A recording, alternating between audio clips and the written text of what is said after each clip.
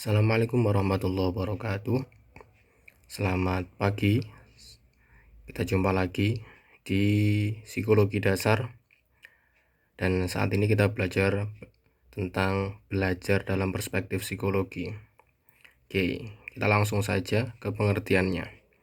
Nah, yang pertama menurut Gagner, belajar yaitu proses perilaku organisasi berubah sebagai akibat dari pengalaman. Jadi seorang itu bisa berubah karena belajar sehingga menimbulkan pengalaman yang baru.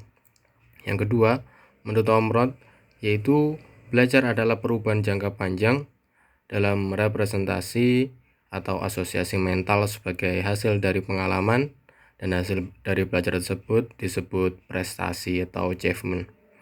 Nah, sedangkan Danim mengatakan bahwasanya belajar adalah proses menciptakan nilai tambah yang berupa perubahan baik kognitif, afektif, dan psikomotor. Dari pengertian ini dapat disimpulkan bahwasanya belajar itu ada perubahan secara kognitif, afektif, maupun psikomotor.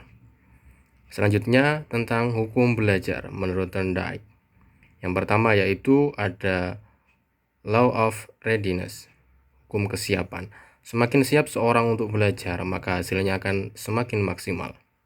Yang kedua, law of exercise, yang mana practice make perfect, sehingga semakin sering orang mempraktekannya, berlatihnya, maka akan semakin menyempurnakan hasilnya.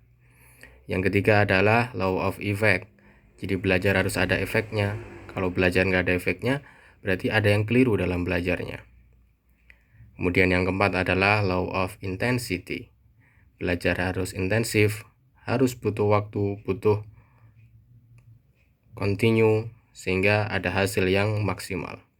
Kemudian law of primary, jadi orang itu akan semangat belajar ketika mengetahui seberapa penting sesuatu yang dipelajari.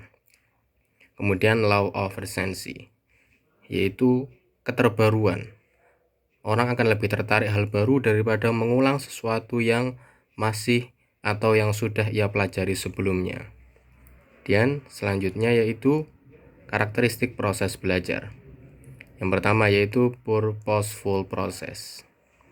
Belajar harus memiliki tujuan. Capaian dari pembelajaran itu apa?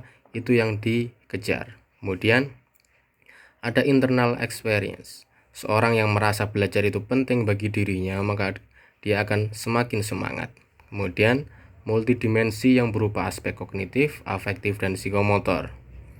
Kemudian siswa itu harus mengikuti secara aktif dalam berproses ketika belajar. Yang hal ini dilakukan secara individual proses, bukan kelompok. Oke, demikian. Terima kasih, semoga berkenan.